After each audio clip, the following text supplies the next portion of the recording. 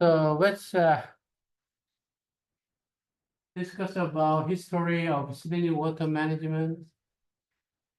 So we have a relatively very short history, 250 years of our Sydney immigration and water development, water resource chain, drought, so many things happen. So history, challenge of Sydney water management.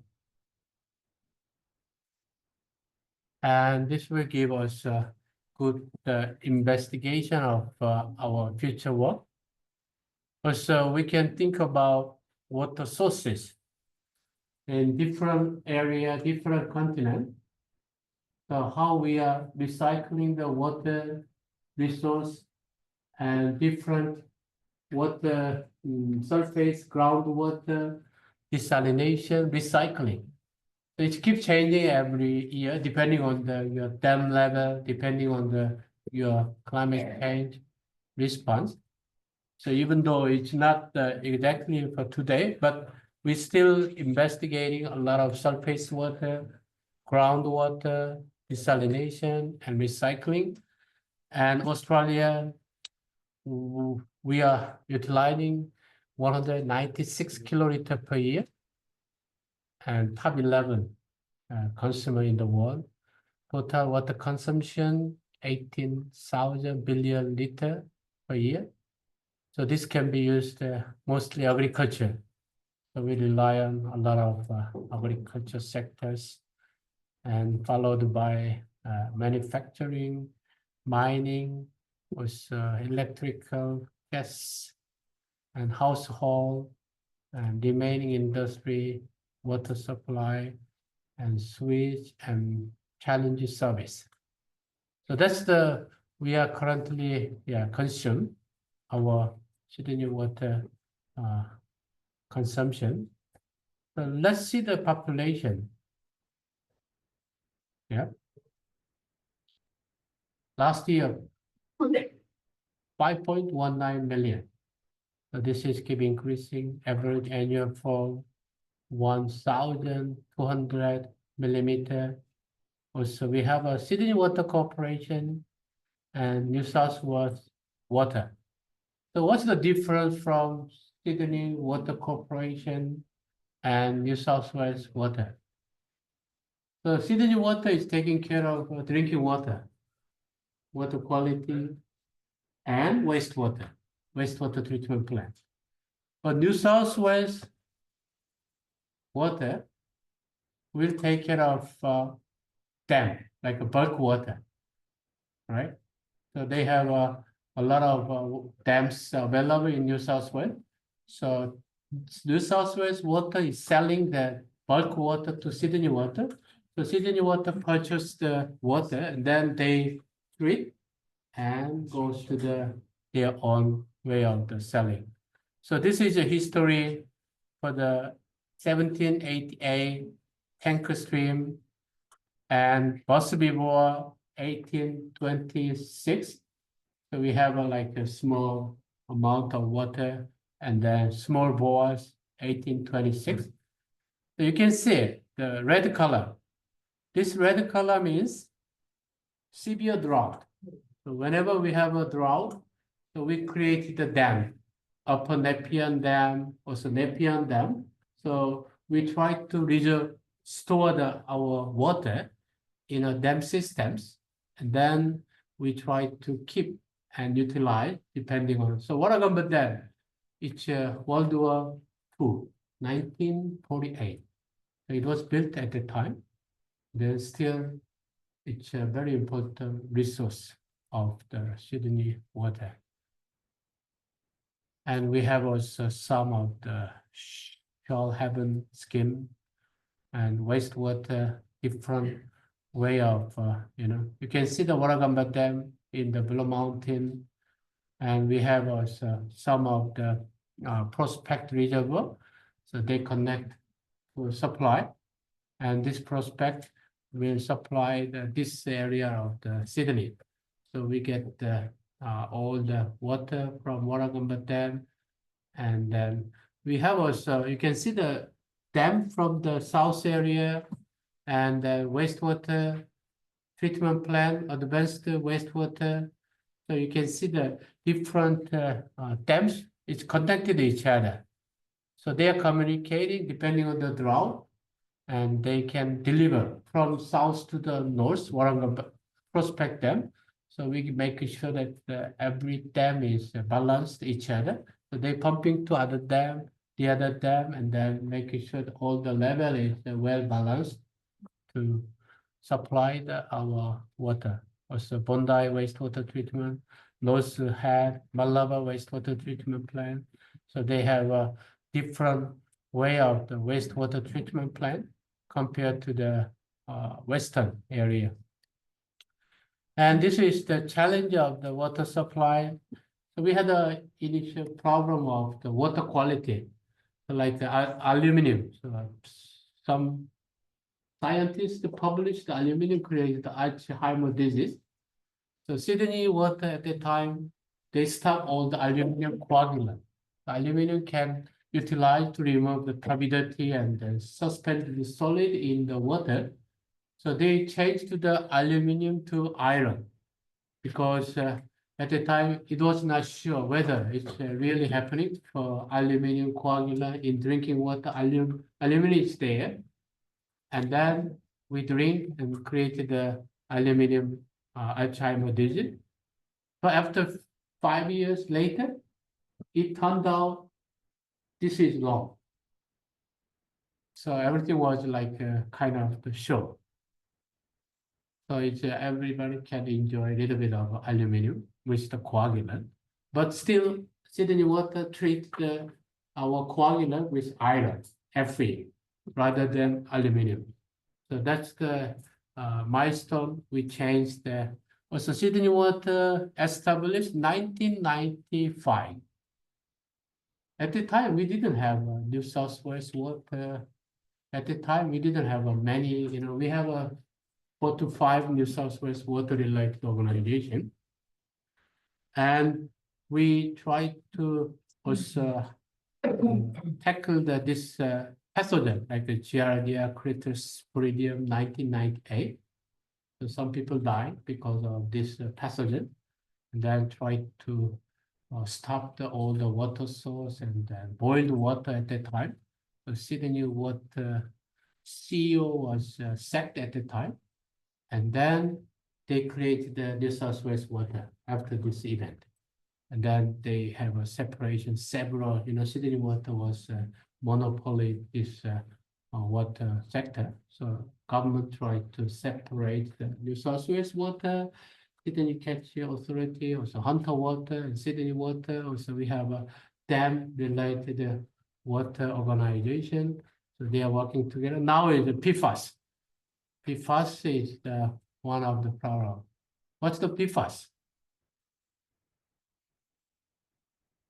Persistent glue. Yes, forever chemical. People say forever chemical. So where is PFAS? Everywhere, right? This is also PFAS. PFAS, because they are fire retardant. So maybe here also PFAS. Because they are very much persistent for the fire. So like a fire station. So we have fire people station, they have a lot of fire powder like that. They have powders of the white was in the wall. There was a lot of forever chemical to make sure fire retardants. Yeah, yeah. So several weeks ago, yeah, a lot of media mentioned about PFAS. So you're drinking water contain PFAS, right? So what happened after that?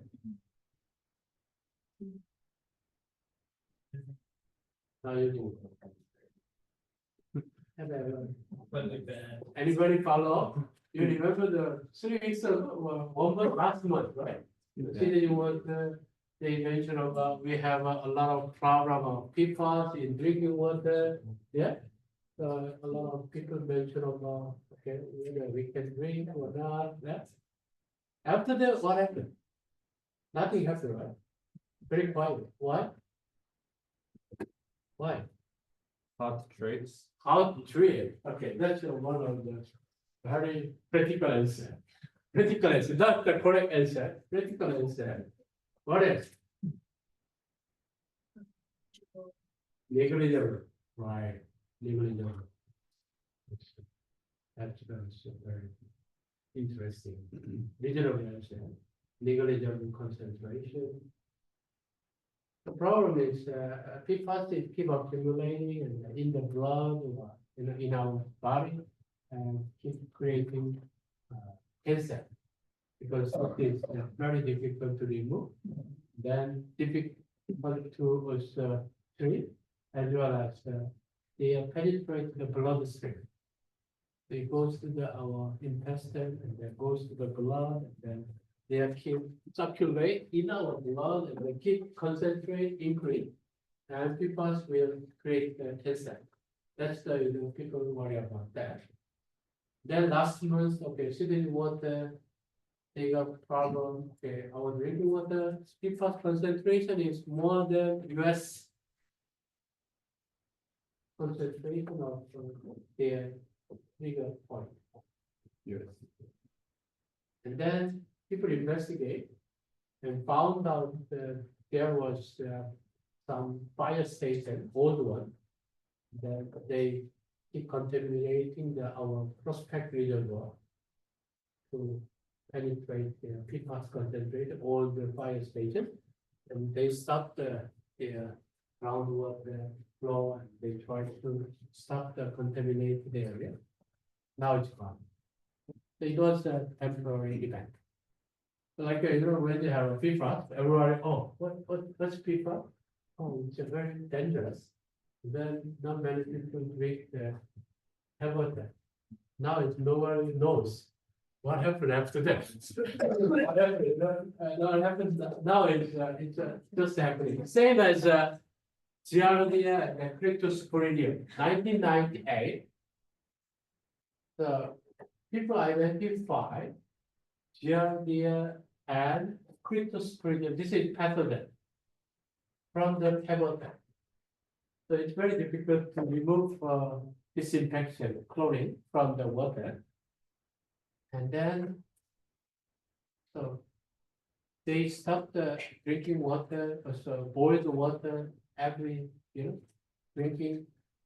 So it happened like almost 3 months in 1998. And what happened after that? It was a mistake to change the measurement. But before, they only measure the Cryptosporidium and Giardia in the living cell.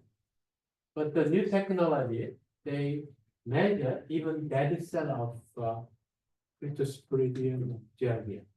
So they changed the measurement method and the advanced technology. It counted all the living cell and the dead cell.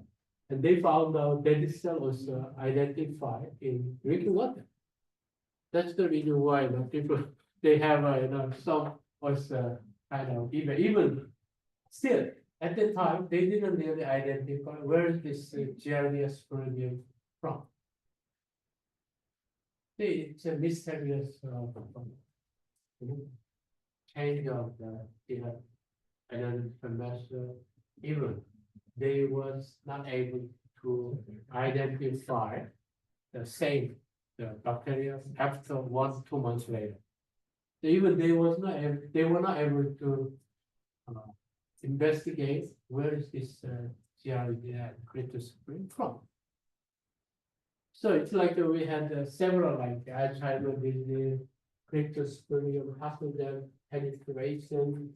Now PFAS, exactly last month was everybody afraid of PFAS. Today nobody say anything, right? Nobody say anything because it's a very dynamic situation in water because we are drinking every day. We really care a lot from this kind of sensitivity. So people, they have a good care of these water sources. So read this one.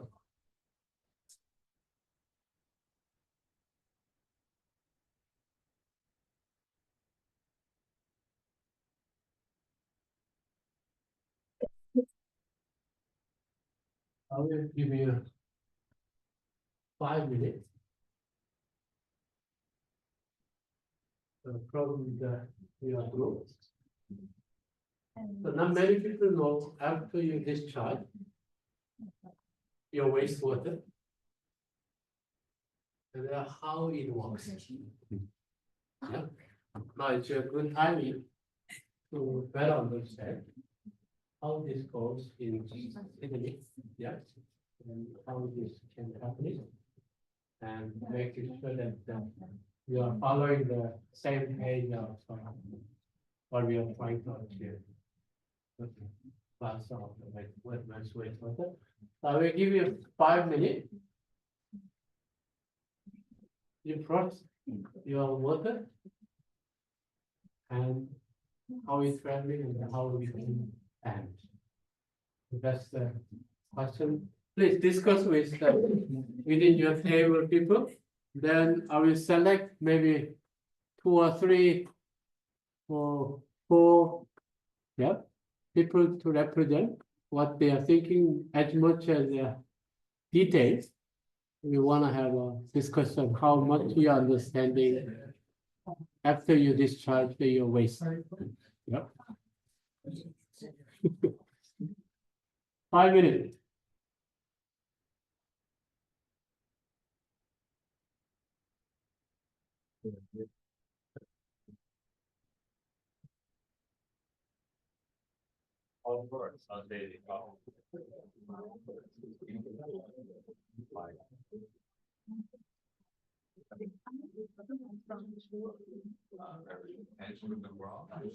There's not. Unless you look like an old system where they used to have big tanks that people come and suck out, but for the most part, it goes to like a big pipe, typically it's running downhill. So basically grab it on that and the bottom of the pump station. And it was like a multiplier, so it's not like it's sold. That comes up and it'll go through there. So when you get to the bottom where the hill is, pump to the higher point, and it might go through series of flow. So eventually gets to what's through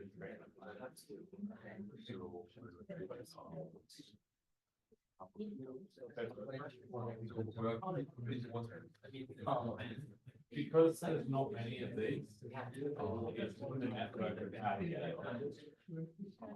But you can't, so imagine if like from a bathroom in your house, something will pump in here and it's pressurized, pump that up. It's your house. It's like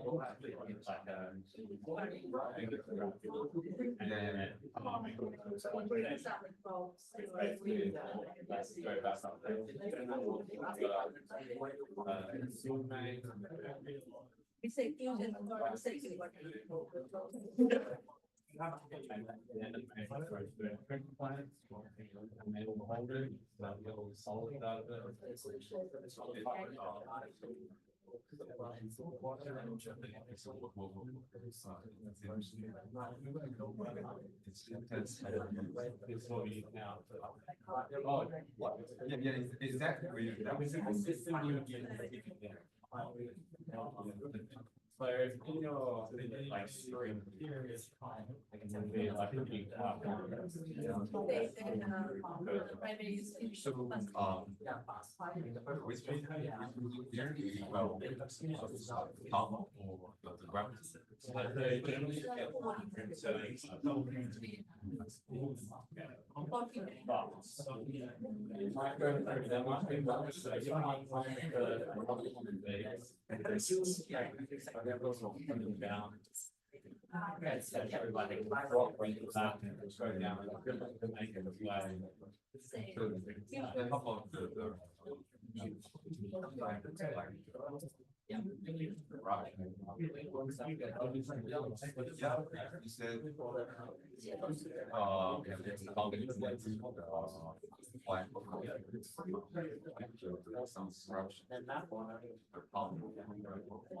Pretty thick, right? I think so.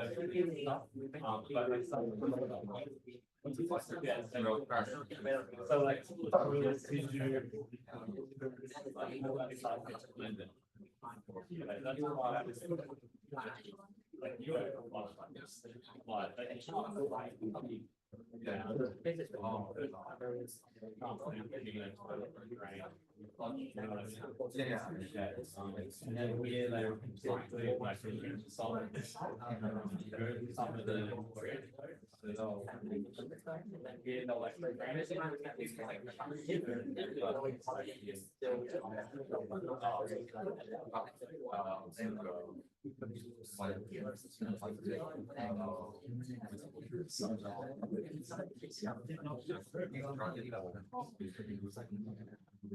Not really.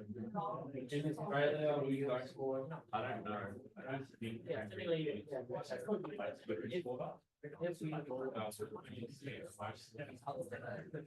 So that's like. What is it?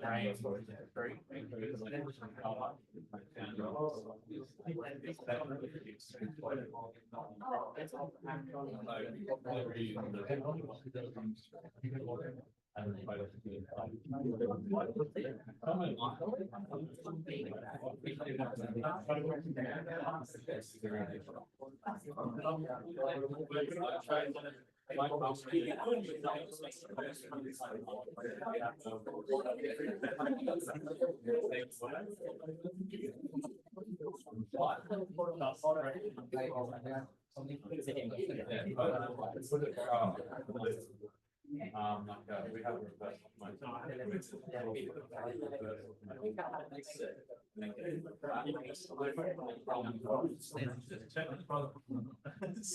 Often that like air, right?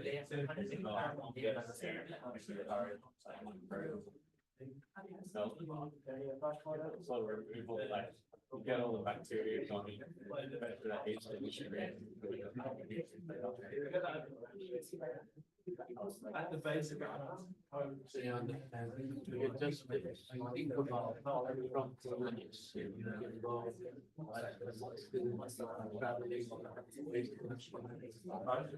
Yes, exactly what I step by step. And then finally, I will see.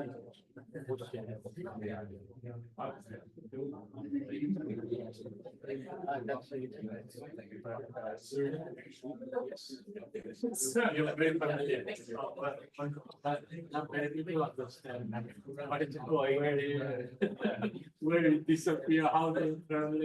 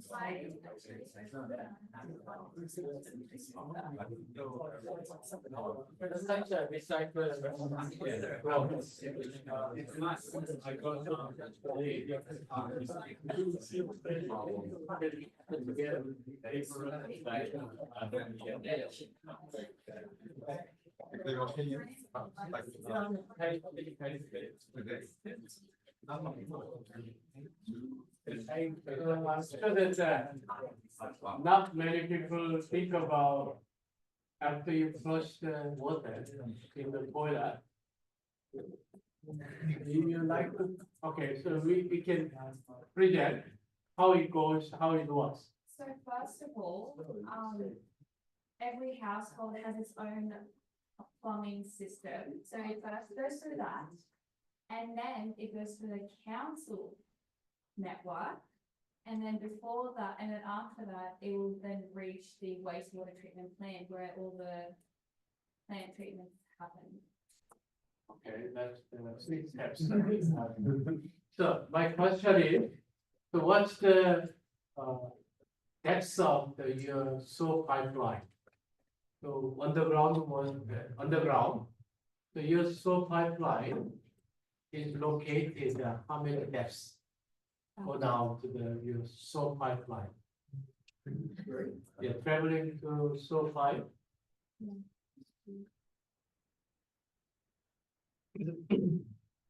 So we have like a toilet, you flush. And it goes to your in-house pipeline, connected with the main sewer pipeline. The main sewer line is around 3 meters, 1.5 to 3 meters underground. So it's already main pipeline there, so it's all connected. So we just connected our toilet first water, and slowly they have a very low slope. And then flowing and the gravity to the wastewater treatment plant. So most of wastewater treatment plant located in the lower level area, not the high level. Because they have to collect the natural gravity of the wastewater sewer pipeline. The problem is some parts, so you can see that this house, yeah. This house shows sewer pumping station. This is which is Sydney Park. So this is the one of the park. So there are many parks. If you see the carefully park, there is some, yeah. You have a barrier and this kind of house. This is pumping station. So sometimes you have a natural gravity sewer pipeline, but you need to pumping out and then again to give a little bit more strong. So every, if you cannot control the gravity for wastewater, so they connect this kind of pumping station. So inside, there are a lot of pumps. So you collect your wastewater and pumping out a little bit higher level. And then goes to the next sewer pipeline slowly also. So when you had COVID-19, a lot of people utilize cotton like a tissue, like wet tissue, right? Put into the toilet because they were afraid of COVID. And then, what happened? You goes to your flush water, your wet tissue. Wet tissue is not like a paper. This is like a cotton. It goes to your main sewer pipeline and pumping station. So they have to pumping to go a little bit high level of the main sewer pipe. And then this cotton keep accumulating, clogging your pump. That's why it happens so many times in your sewer pipeline. So like you want to mention about, okay, don't throw away your cotton water tissue because that's the pumping station. It will stop your operation. It clogs all your wastewater and overflowing, creating a lot of carbon. Pumping station, if you see carefully in the park, so they are located in many places.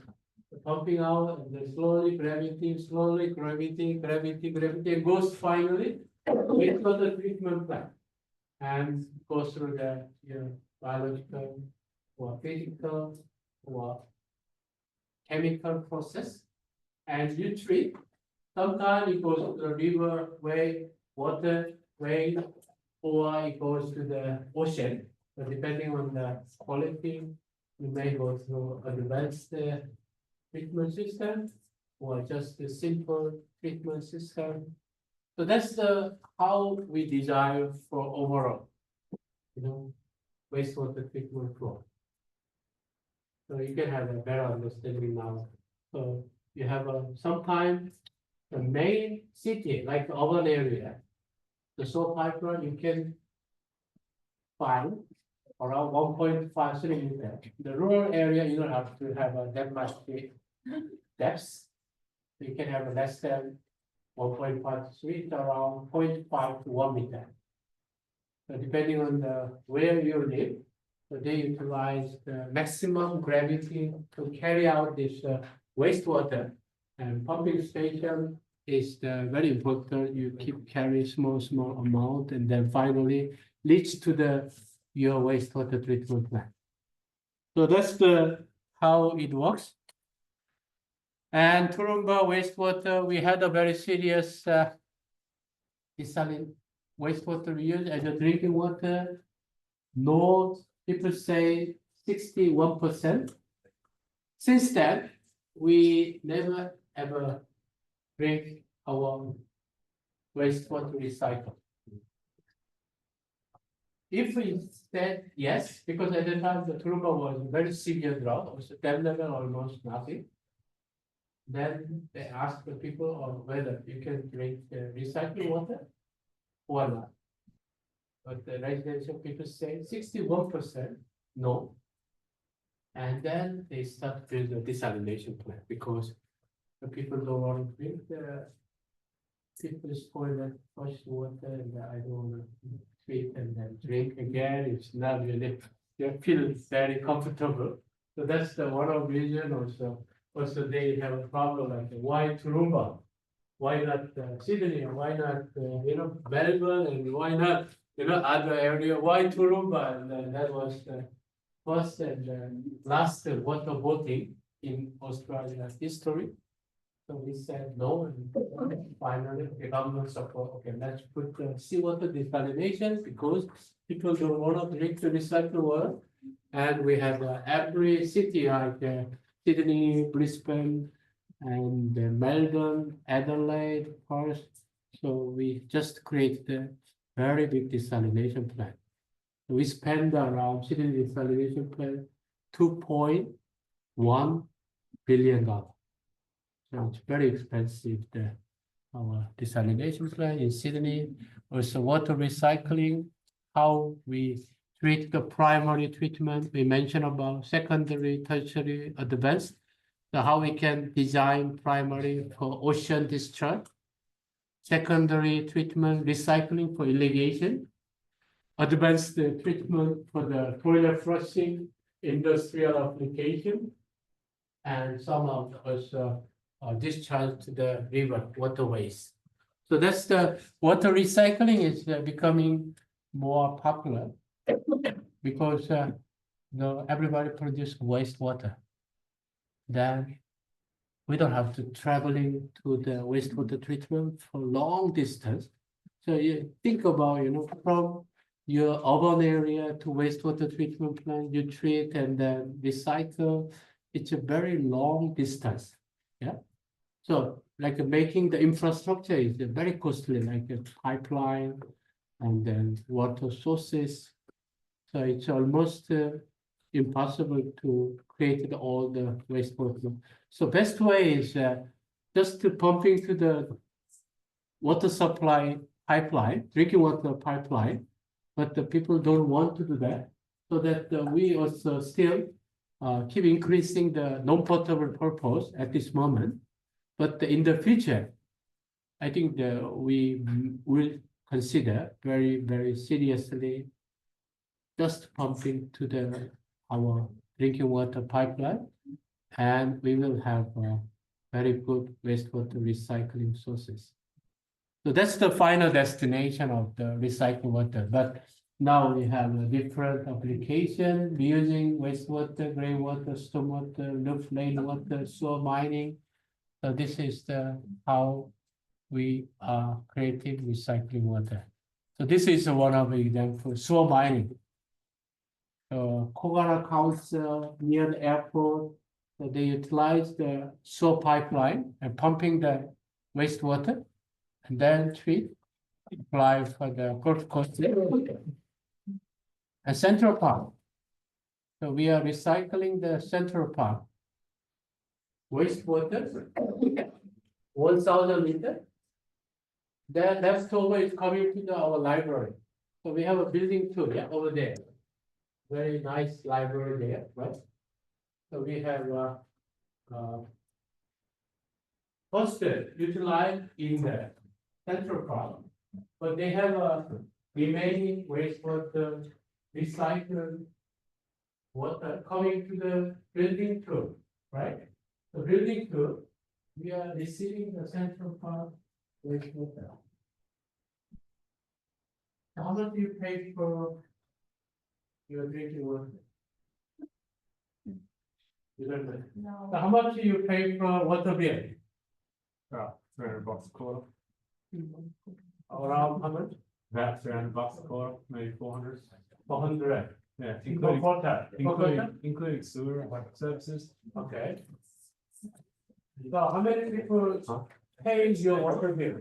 Okay, she pay, okay. How many, like a city water bill you have every quarter? 300. Your house or apartment? Apartment, so 4 people? 2. Okay, we are a little bit more compared to. Okay, $400. She pay every quarter, apartment, 2 people, $400, so every year, $1,200. You pay, right? So $1,200. Pay for your water, how about energy? Energy bill. How much do you pay for your energy? $400 a quarter. $100. Do you live alone? I've got what? Or you have the wife and? No, $2. Okay, so $400, okay. It's very, how about you? I don't pay. Huh? You don't remember, okay. Okay, so energy bill should be higher because you are paying for the gas. If you have light and you pay for the energy method, you know, gas. Also, you have electricity and laundry, but hot water is connected with the energy bill. So in general, if you pay for water bill $400, you would pay your energy bill would be 1,000 per quarter. So which means almost double size of water bill and energy bill. So that's the normally household or apartment, they are paying for that. So we pay for, how much do we pay for this one? $4. $3. Huh? Depends, okay, let's say cost. Only, yeah? Half price, yeah? So let's say $2. You pay $2. How about the thermometer? $2, how much you can get there? So this is $2, 600 millimeter, right? 600 millimeter. So thermometer, $2, how much you can get the water? 500 liters 500 liters. each. Okay, 500 liters. So almost 1,000 liter, right? Yeah. But 1,000, yeah, 1,000 liter, which means 1,000, like almost 1 ton. Yeah, 1,000 liter, 1 meter, 1 meter. You have 1,000 liter of water, $2. So you pay 600 milliliters, $2. Yeah, so which means you pay for $400. So multiply that, you know, how much you pay? In fact, $2.7 for 1,000 liters of your water bill. Yeah, they calculate, of course, they have some bottom line of payment, but normally they charge 1,000 liter, $2.7 for city water bill. So which means you are very normal, like $400, yeah, for the apartment. Also, you take a shower, kitchen, as well as so many flush water. That's the exactly you pay every quarter $400. Because it includes sewer. Sewer as well. That's why it's $400. Exactly. There's a Sewer, 100 whatever you charge, in fact, they have us produce the wastewater. So it's combined together. So which means 2.7, 1,000 liter is drinking water. And then sewer pipeline is more expensive. If you consider $400, it doesn't mean everything is 2.75 multiplied by the liter is $400. It's not like that. More than half, 50%, around 60-70% is the wastewater treatment cost. If you see the cost carefully in the water bill, not the last total amount, if you see carefully, they split. Drinking water, how much you pay? Wastewater, how much you pay? So light wastewater is around 60-70% higher. That's why you pay for $400 every quarter. So that's the how it works. You Sydney water charge every household, apartment. The energy bill is more than double. I'm sure that you pay for more than double. A lot of people are now changing to solar because they can save every year $1,000 to $1,500 if you have your solar panel on the top. So that's the convincing way of justification. The energy bill increase a lot because the government tried to give an incentive and encourage you to install your solar panel, otherwise nobody will install. They suddenly have the problem. We increase the amount of dollar, especially energy cost. Water cost is same. Yeah. Very, very similar. It increased around maybe less than 5%, 10%.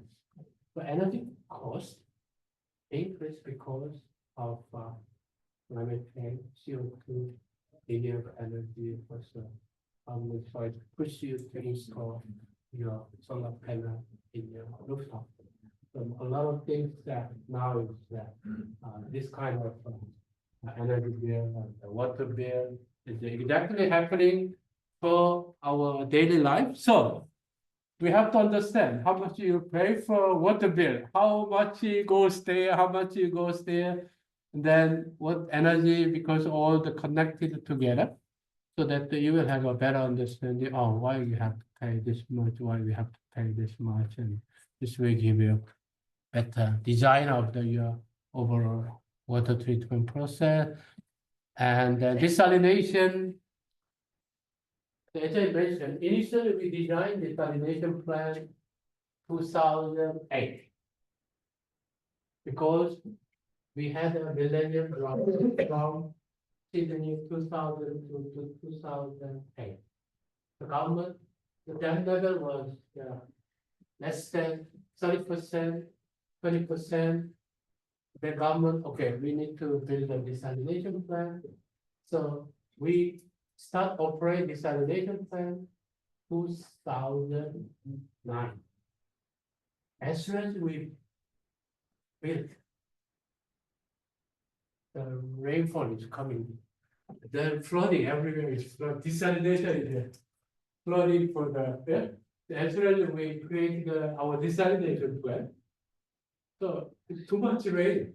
Too much raining. So it happened like almost 10 years millennium drought in our history ever since in Sydney. And then we built the desalination plant $2.1 billion from taxpayer money. And then flooding, start flooding, desalination, all the water is there. Flooding in the desalination plant. Everyone was a little bit upset for this situation. And what happened is that, okay, we spent the taxpayer $2.1 billion. Then we operate 1 or 2 years, like 2010, 2011.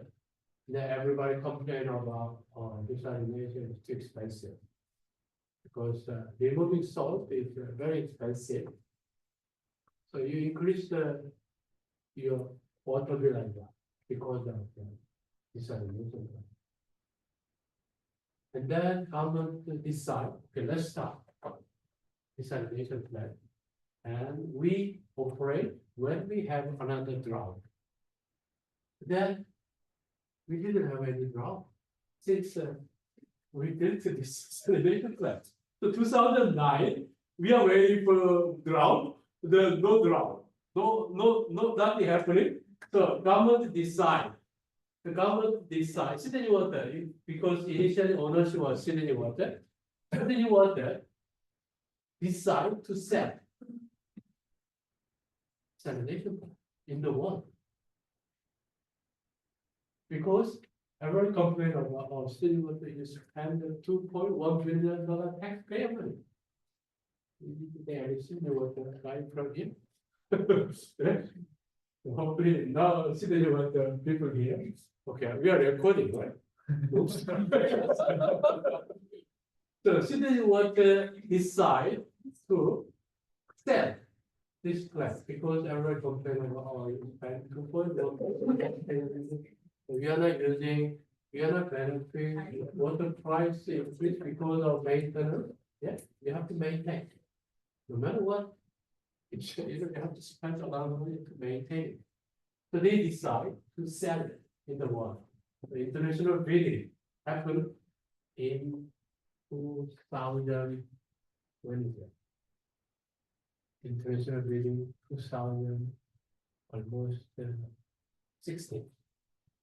So 2016, they put the international bid.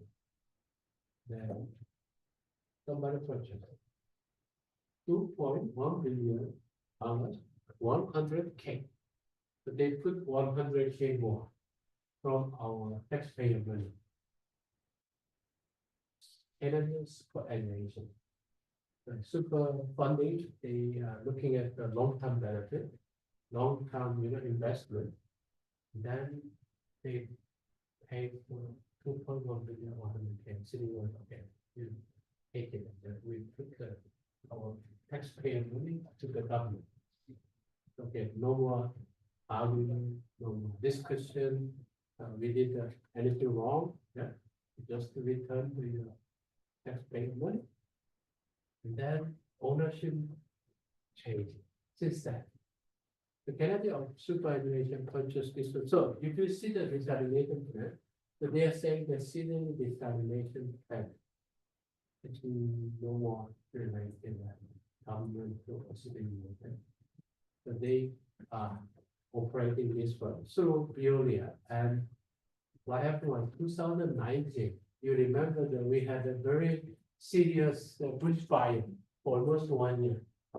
Everybody remember, Guam happening, so many, problem, scandal, and natural, all that disaster of bushfire, even water, drought.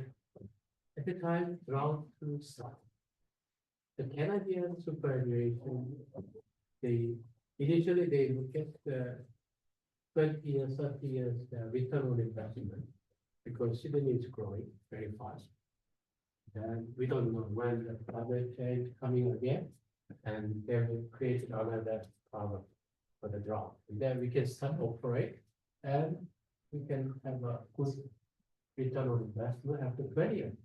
But after selling this plant, after 3 years, 4 years, 2019, bushfire happening. Okay, let's operate again. So we start operate.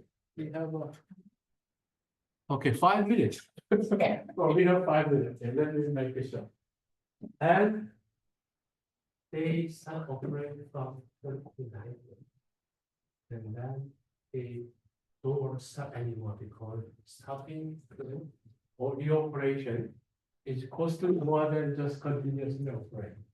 So that's why 5% is continuously involved the desalination plant.